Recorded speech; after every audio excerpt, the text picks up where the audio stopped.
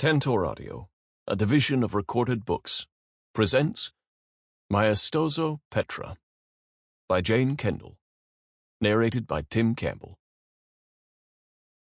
Oh, if people knew what a comfort to horses a light hand is. From Black Beauty by Anna Sewell. 1. Home. I am old now, but I have been young, and I remember.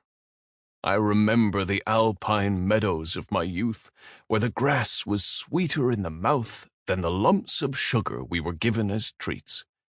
I remember snow-topped mountains, so sharp against the bright blue sky I wondered if they were real.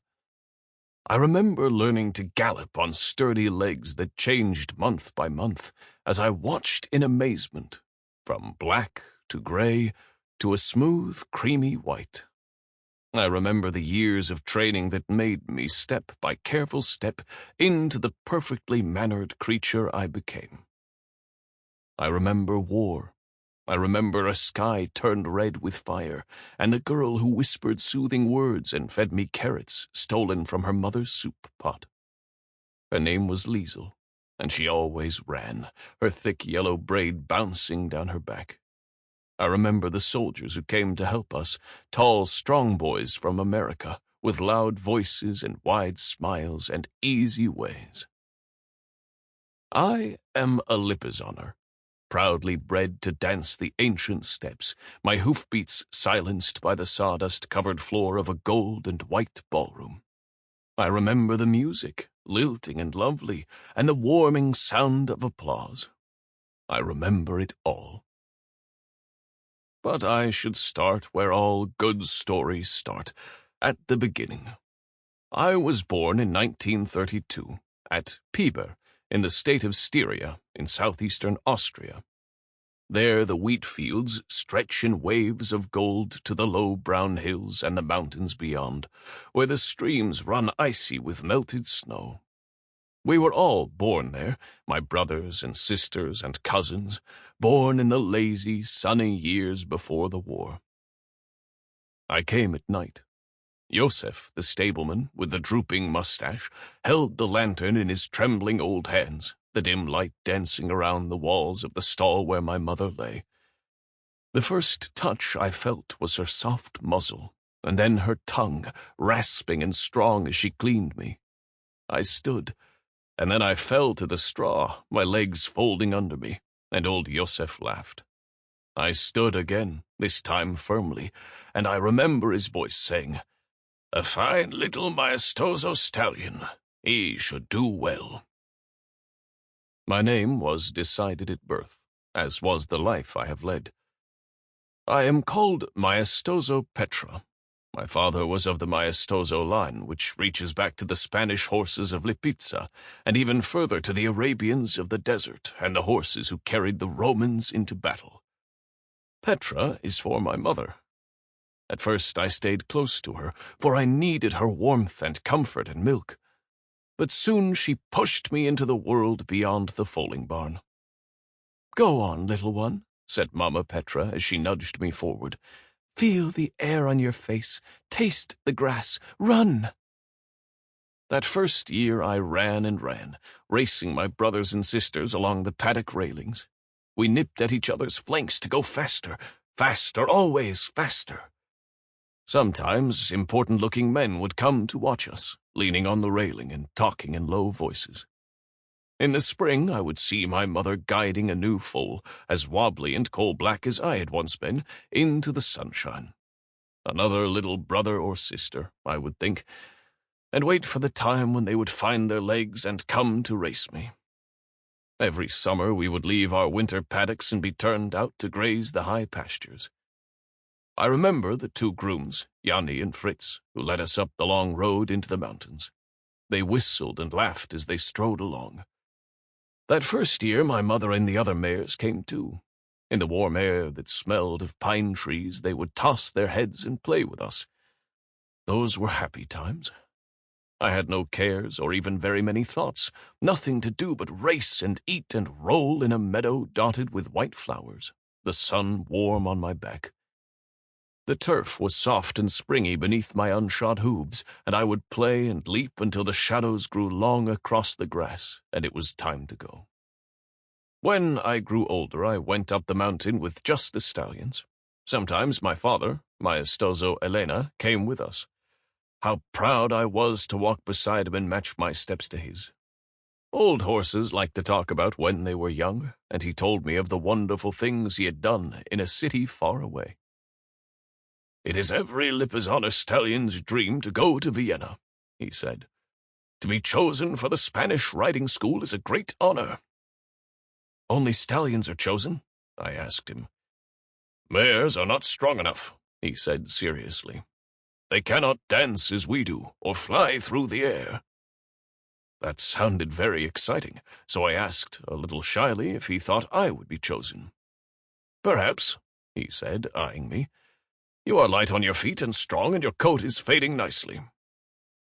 I was a medium gray by then, with a paler mane and tail. "When will I be white like you?" I asked. "Patience, Petra, patience," he said. "Only time will tell."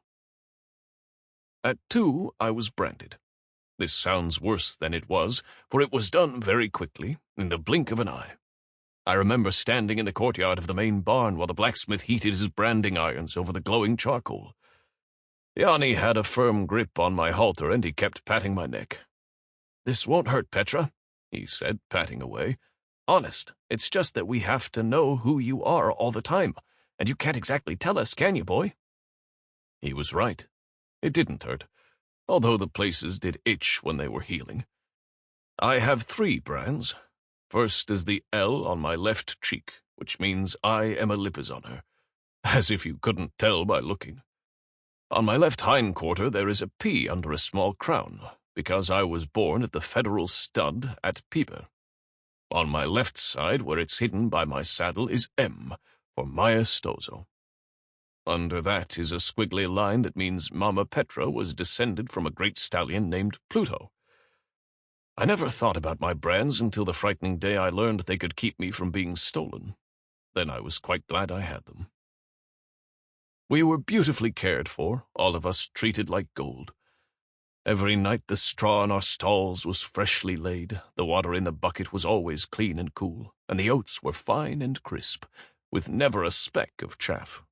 We were groomed every day, too, brushed and curried until we shone like brass, our hooves picked clean and our manes and tails combed free of tangles. And while I liked the attention, I must say I liked it very much, I wondered how my time in Piber would end. Would I go to Vienna, as my father and I hoped? "If you are not chosen in your 4th year, you will be sold. You could wind up in a circus," he said, and snorted in disgust. "Or pulling a carriage, or in the army." At the end of my 4th summer, I found out. It was the close of a perfect afternoon. The barn swallows were chirping and calling as they darted in and out of the eaves. After he brushed me, Yanni fastened a thick blue felt rug around me.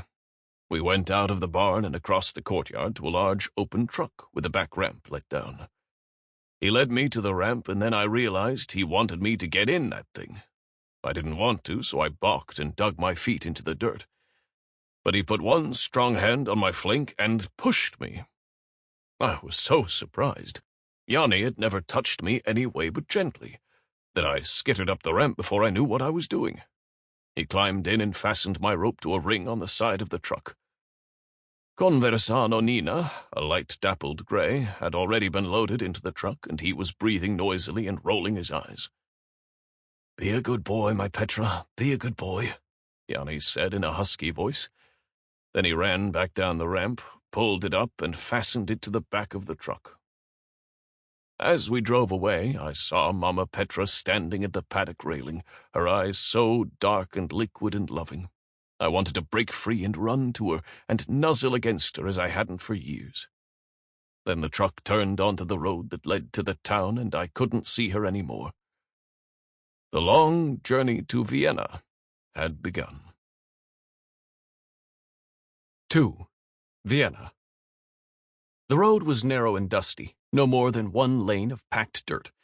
We went past fields of grain that were alive with bees, past whitewashed farmhouses and brown and white cows being driven home, their copper bells ringing in the twilight.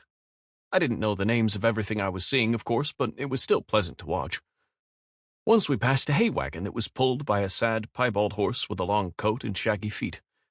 In between the farms, the road wound through the forest, where the air was cool and damp, and the shadows lay long and blue across the road. After an hour or so, the road widened and we began to meet other trucks, and once an automobile honked its horn at us. Then the farms ended, and I began to see houses, and then more houses, and the road turned to pavement. Before I knew it, we were rattling across a long stone bridge over the Mur River. By stretching my neck over the side of the truck, I could see the river winding wide and dark to the horizon. I could also see a mountain, and on top of it a castle with high walls and towers with pointed roofs, like witches' hats. All of this was Graz, and it was the first city I had ever seen. We went through the center of town, through squares lined with old-looking houses with red tile roofs. Then we came to a building that took up an entire block. The truck turned down an alley at the end of the building. I began to hear the most frightful noises, grindings and clankings, and puffing like the snorting of a giant beast, and I could see clouds of oily black smoke. Then we stopped, and the two men in the truck came around and let down the back ramp. Conversano Nina and I were led out of the truck, this time backward. "Just in time," one of the men said. "I was worried we'd miss the train." We came out of the alley onto a long, concrete platform with a roof made of hundreds of little glass panes that winked and flashed in the sunset. Lined up alongside this, stretching back as far as I could see, was a series of long cars all hitched together, with many doors and windows gleaming with brass and shining green paint. Was this the train? At the very front, the great black monster, the engine, was making all the grinding and clanking noises and spewing smoke. The platform was busy with men in uniform carrying suitcases and people getting into the train and leaning out of the windows and calling "Auf Wiedersehen" and waving their handkerchiefs. Conversano Nina and I were led down the platform to the last car, which was not shiny green but was made of wooden slats like a barn. A small boy in knickers tugged at his mother's hand and said, "Look, Mama, such pretty horses." One should always respond to a compliment, so I lifted my head and tossed my mane, and he laughed. Then a stout, whiskery station master in a blue uniform with brass buttons came running up to us. "Get those horses off my platform," he said angrily, waving a sheaf of papers under the nose of the man who held my halter. "I need them loaded, now!" "Calm yourself," said my man, and put a hand up. "All is in order, and someone will be along tomorrow morning to pick up the truck." "Truck?" the man sputtered, now quite red in the face. "What truck?" "You don't think these horses flew here, do you?" said my man. "Although Lipizzaners have been known to leave the ground. You relax, father," he said to the station master. "All that matters is that we deliver these two fine boys to the Spanische Reitschule." The Spanische Reitschule? I had been chosen. If my man hadn't been holding onto my halter so tightly, I would have leaped into the air and kicked up my heels. "Why didn't you say so?" the station master said. "That's a horse of a different color." He was all smiles now, chuckling at his own joke. "Right over there, and you will find the hay and feed all loaded for your trip." So it was up another ramp, I was getting better at them, and into a stall with a good thick bed of straw. My man fastened a padded collar around my neck, which he tied to rings on the boxcar wall. He was a kind fellow, however, and left the rope loose so I could easily reach the manger in the corner. Then I heard the station master yell, "All aboard!" A steam whistle sounded in a deafening shriek that flattened my ears against my skull. The floor jerked once, hard underneath me, and we were on our way. Conversano Nino was poor company throughout that long night, for he fretted and strained against his collar, his neck slick with lather. I confess that by daybreak I had come to think of him as Conversano Ninny. "I'm afraid," he cried. "I don't know what's happening." "We are going to the Spanish riding school," I said proudly, but he didn't seem to hear me. "My papa says there is no finer honor." Still no reply. "At least we have food and straw. Maybe it will be an adventure." After a while I paid him no mind, for the scene that unrolled beyond the open door of the boxcar was as beautiful as anything I had ever observed. As night fell and then passed, the train went through the villages and farmlands of Styria, going north to Vienna. I saw rivers tumbling over their beds and craggy cliffs outlined against the stars. I saw tiny churches and mown fields, and the bells in their white steeples swayed and sang in the night wind. Dawn came, the sky lifting to a pale, cloudless blue, and I saw houses painted in pink and blue and yellow, their window boxes blooming in purple and red, and market squares coming to life with mounds of vegetables and trays of round bread and flowers in bright pots. The wheels on the rails hummed a soothing rhythm, and the stations flicked by like scraps of paper on the breeze. Lasnitzhöhe, Bad Blumau, St. Johann Herberstein. Then up through the Vienna woods, with its dark fir trees and ruined castles on the hills, the towns and taverns clustered along the tracks. Bad Schönau, Wiener Neustadt, Enzesfeld-Linderbrunn. Finally the train slowed and we pulled into a station that was larger and grander than any we had passed. A loudspeaker crackled, "Südbahnhof, Wien," and we were in Vienna. Again Conversano Nina and I were led into a truck. Again we were driven through a strange city. But this city was different. So large the buildings, so wide the streets. First we drove down Prinz Eugenstrasse, which ran beside a park with tall trees and winding paths. I was pleased to see a number of handsome statues of horses with men on their backs. After the train it felt good to be near trees and grass again, but everything was so tidy, so groomed. The paths were neat stripes of gravel, and the flowers grew in rows like teeth. For a moment I longed for my alpine meadow with the ragged sweetgrass and the wildflowers. But then I shook off the thought. I was here in the great city of Vienna, and I would make the best of whatever came my way. I might have been proud and foolish and young, but I was also determined. Then we turned onto the Ring, a spacious avenue that made a 2.5-mile circle through the heart of the city. Here was the Hofburg, the imperial palace that for centuries had been the winter home of the emperor, and the parliament with its grand steps like a Greek temple. Here was the state opera house, and the grandest of grand hotels, and the most fashionable shops and cafes. The Ring was many lanes wide, so wide that the streetcars ran both ways, and there were little parks in the middle of the street. And it was noisy. After my peaceful life in the countryside, not even the streets of Graz nor a night on a train had prepared me for the noise of a great European capital. It was constant, as never-ending as a river over stones. But somehow I liked it. I craned my neck to see over the side of the truck, to look at the Viennese. They strolled along the Ring, talking and laughing and chatting, and sat gossiping at the cafe tables that spilled out onto the sidewalks.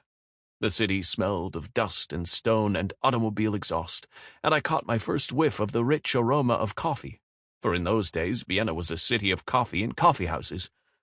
There was also a kind of snap to the air, like electricity. Surely, in a place like this, anything could happen. 3. The Spanish Writing School. My life truly began the morning after I arrived in Vienna. On that memorable day in August, I began my training at the Spanische Reitschule, the Spanish Writing School. Here I would accomplish the purpose for which I had been chosen. Here I would learn the dressage moves of the Haute École, the high school, which I would perform all over the world. I awoke in the roomy stall that would be my home for the next 9 years. For the first time I heard the bells of St. Stephen's Cathedral sweetly tolling the hours.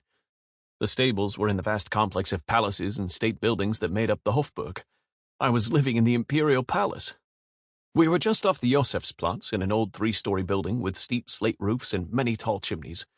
The building was set well back off the street behind a large square courtyard, and wide covered walkways ran along the front of each story.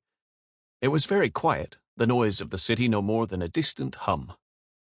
The Lipizzaners of the Spanish Writing School were housed in 2 long rows of stalls on the first floor. The offices and quarters for the Oberbereiter, the cavalry officers who trained us, and the Bereiter, our writers, were on the floors above. I thought the barns at Piber were wonderful, but they were no match for the Stahlburg. The ceiling was high and arched, and set into the carved molding over every stall was a graceful white statue of the head of the Lipizzaner. "Remember who you are," they seemed to say. Although they were all cast from the same mold, I imagine that mine looked like Mama Petra, and I often spoke to her in those early days when I was feeling lonely. There were signposts at the front of each stall with our names on them, and our hay cribs were made of marble. Whenever I was taken from my stall to be washed or exercised, I could see into the courtyard. It was very pleasant to gaze across the sun-washed cobblestones to the street and watch the delivery carts and automobiles and the people passing by like characters in a play. In the evening, the view was even prettier, especially as I discovered that first winter when the street lamps were lit and the snow was falling in a silent blanket over the city. Anton Knudler was my groom, and a nicer fellow you never met. That first morning he came into my stall and introduced himself as he was brushing me. He ran his sturdy hands expertly over my hindquarters and announced, "A good, strong boy you are, Maestoso Petra." So I whinnied a little and nuzzled him, remembering my father's advice. "Listen to the humans," Maestoso Elena had told me, "especially those who take care of you. You will never understand all they say, who does, but they are important." "Ah," Anton cried delightedly. "We will get on well. Time for morning parade now, so behave." He wagged a forefinger at me, "and do as I say." After putting on a saddle blanket, he fastened a scarlet rug trimmed with gold braid around me. Then he took my halter and led me to the courtyard, where some 20 other Lipizzaner stallions were lined up, each with a groom at his head. The church bells chimed 7 times. At an unseen signal, we all began to move forward. As we came out to the Josefsplatz, the policeman who was directing traffic blew on his whistle, spread his arms, and screamed, "Halt!" Horns sounded, brakes squealed, and the traffic screeched to a stop. The sidewalks were lined with people who came every morning to watch us. Out of the corner of my eye, I saw a little girl with round blue eyes push her way to the front of the crowd, her schoolbooks hugged to her chest. She stared at us with a kind of eager hunger on her face. Then the crowd shifted and I lost sight of her. As we began to cross the street, the most delicious aroma wafted into my nostrils, and I tried to turn my head to see where it was coming from. Anton must have read my mind, for he grinned and said, "You smell that? It's the bakery on the corner." He lifted his head and sniffed, just like a horse. "Apfelstrudel," he said happily. "Apples and sugar. Just what we like, eh?" But there was no time to explore, for the parade was moving across the street and then across a wide plaza. We passed the statue of a Lipizzaner rearing, with Prince Eugen in the saddle, and then went under the grand archway that was the main entrance of the Hofburg. Another courtyard, a long hallway, and we had reached our destination, the Winter Riding Hall. I had never seen anything like it, and to this day I think it the most beautiful place on earth. To say it was large is an understatement. It was enormous. It was flooded with light and as elegant as any ballroom you can imagine, with a high ceiling decorated with carvings and plaster moldings. Huge crystal chandeliers sparkled like waterfalls in the sunlight, which streamed in long, dusty beams through 2 stories of arched windows. The floor, which was covered by a thick layer of sand and sawdust, was 20 yards wide and 60 yards long. Around the walls were ranks of white pillars, and behind those the galleries where the Viennese came on Sunday mornings to watch us perform. I was just a simple horse from the country, and I took one look and stopped short, my eyes wide and my sides heaving. Anton merely patted my rump and led me to the center of the floor. "You won't even notice after a while," he said to me. "You'll be too busy." Within moments, I found out what he meant. Martin Haas entered the hall with a saddle over one arm and all manner of gear looped over the other and came toward us. Martin was an Oberbereiter, a head rider. He was tall and slender, with close-cropped blonde hair and an upright bearing that spoke of discipline and tradition. He was dressed in a dark brown jacket, breeches, and boots so polished you could see a reflection in them. I saw that saddle over his arm and began to back up. Anton started stroking my neck and crooning words of comfort as he unbuckled my rug and slid it off my back. He knew what was coming. Martin walked up to me, shifted the weight in his arms, and stroked my muzzle. "This won't hurt, Maestoso Petra," he said gently. "I promise." Before I could think twice, he handed the looped reins and gear to Anton, slung the saddle onto my back, and bent down and buckled the girth around my stomach. I am embarrassed now to admit such a thing, but I bucked. Oh, how I bucked! After a minute or 2 of jumping up and down and throwing out my feet, Anton and Martin wisely took a few steps back. I came down to earth and shook my head. I thought with a snort, this thing isn't going anywhere. And it occurred to me suddenly that if this was what they wanted, it was a fair trade for a stall in a palace and for eating out of marble. So when Martin came at me with a bridle, I stood quietly as I tried to catch my breath and regain my dignity. "See," Martin said as he held the bit out to me, "so small." He lifted it and blew on it to warm the steel and then swiftly slid it into my mouth. It felt odd for a moment, and then I decided it was no worse than the saddle. Then Martin clipped a 12-foot-long rein called a lunge to the bridle and took the free end in one hand. In his other hand he held a long whip, a thin 6-foot strip of leather on a tall stick. And we began. Martin backed up to the full length of the lunge and started to turn slowly, so I was guided into making a circle around him. Around I went in a measured circle, around and around for about 3 minutes, and then he let the lunge go slack and said, "Halt." I halted. "Excellent," he exclaimed. He walked over to me, pulled a chunk of carrot out of the pocket of his jodhpurs, and held it under my mouth. That was more like it. I'd do just about anything for a sweet, crisp mouthful of carrot. So around and around we went for the rest of the morning. First walking, then with a tiny flick of the whip. I was worried that it might sting, but it tickled. He urged me into a slow trot. More circles, more carrots, and that was my first day in the winter riding hall. It was so exciting. I know that going around in circles for hours doesn't sound exciting, but it was. It was thrilling. No longer was I watching the world slide by. I was doing something. By the end of that first session, I knew that my job was to please this tall, blond man who spoke so softly and had such enticing treats in his pocket. I was coming to know the sound of his voice and read from the subtle changes in tone when he was pleased and when he was not pleased.